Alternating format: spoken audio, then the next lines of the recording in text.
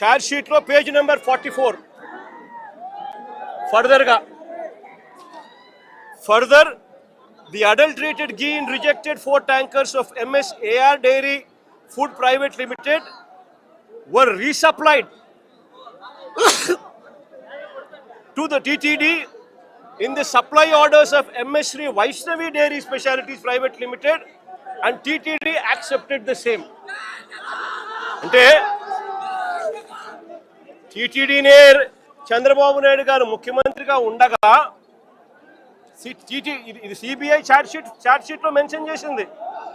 చంద్రబాబు నాయుడు గారు ముఖ్యమంత్రిగా ఉండగా 27/7/2024 అంటే చంద్రబాబు నాయుడు ముఖ్యమంత్రిగా ఉండగా జులైలో టీటీడీ వాళ్ళు 4 ట్యాంకర్లు ఏదైతే ఉన్నాయో ఆ ట్యాంకర్లను రిజెక్ట్ చేసినారు.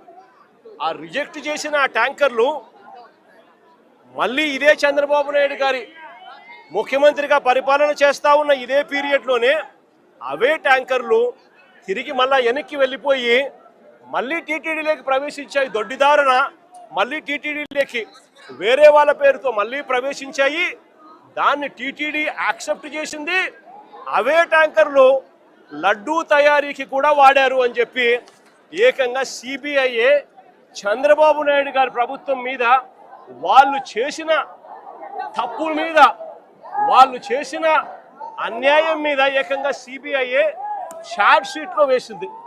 నేను అడుగుతా ఉన్నా, ఏకంగా సిబిఐఏ చంద్రబాబు నాయుడు గారి ప్రభుత్వం మీద ఈ మాదిరిగా రాసిన తర్వాత ఛార్జ్ షీట్లో ఫైల్ చేసిన తర్వాత పాపం చేసిన వాళ్ళు ఎవరు అని చంద్రబాబు నాయుడు గారిని, కూటమిలో ఉన్న చంద్రబాబు నాయుడు గారికి సంబంధించిన చంద్రబాబు నాయుడు గారి కొడుకు, కూటమిలో ఉన్న పవన్ కళ్యాణ్ గారిని ఇద్దరిని కూడా ప్రశ్నిస్తా ఉన్నాను. ఎవరు పాపం చేసిన వాళ్ళు అని చెప్పి నేను ఈ సందర్భంగా అందరినీ కూడా ప్రశ్నిస్తా ఉన్నా. ఇదే మాదిరిగా నేను ఇంకొక మాట కూడా చెప్తా ఉన్నా. అసలు ఇదే టీటీడీ గీలో ఎవరు చెప్పారండి దీంట్లో జంతువుల కొవ్వు ఉందని, గొడ్డు మాంసం ఉందని, పంది కొవ్వు ఉందని, చేపల నూనె కలిసిందని ఎవరు చెప్పినారు? సిబిఐ చెప్పిందా? ఎన్డీడీబీ రిపోర్ట్లు చెప్పినాయా? ఎన్డీఆర్ఐ రిపోర్ట్లు చెప్పినాయా? ఏ ల్యాబ్ రిపోర్ట్లు చెప్పినాయండి?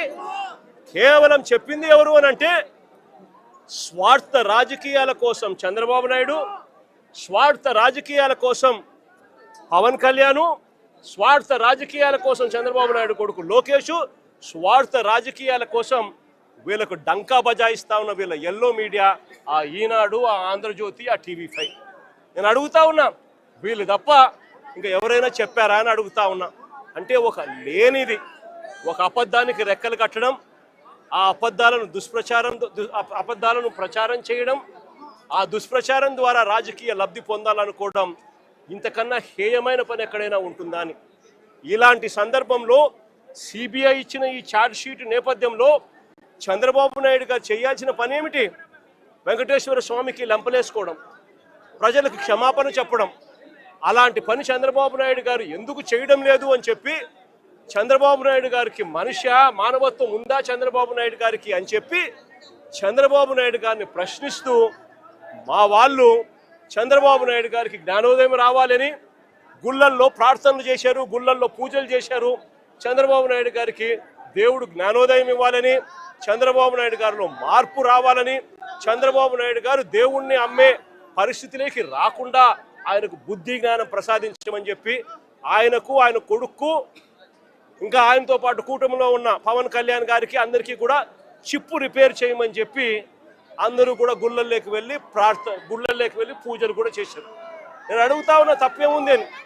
ఒక అబద్ధాన్ని దుష్ప్రచారం చేస్తూ చంద్రబాబు నాయుడు గారు ఏ స్థాయిలోకి బరితెగించారు అని అంటే సిబిఐ ఛార్జ్ షీట్ ఫైల్ చేసింది. ఎక్కడా కూడా సిబిఐ చేసింది తప్పు చంద్రబాబు నాయుడే అని చెప్పి అంతో ఇంతో చెప్తా ఉంది. కానీ ఎక్కడా కూడా వైఎస్ఆర్సీపీకి సంబంధించిన భూమన కరుణాకర్ రెడ్డి గారిని కానీ, వైవి సుబ్బారెడ్డి గారిని కానీ ఎవరిని కూడా తప్పుగా చేశారు అని చెప్పి ఎక్కడా చెప్పడం లేదు. వాళ్ళ క్లీన్ చిట్ ఇచ్చింది. ఎన్డీడీబీ రిపోర్ట్లు క్లియర్గా ఉన్నాయి, ఎన్డీఆర్ఐ రిపోర్ట్లు కూడా క్లియర్గా ఉన్నాయని చెప్పి సిబిఐ ఏకంగా ఛార్జ్ షీట్లో ఫైల్ చేసిన తర్వాత ఈ పెద్ద మనిషి చంద్రబాబు నాయుడు గారు ఫ్లెక్సీలు కట్టి తప్పుడు ప్రచారం చేయడం ధర్మమేనా అని అడుగుతా ఉన్నా, న్యాయమేనా అని అడుగుతా ఉన్నా.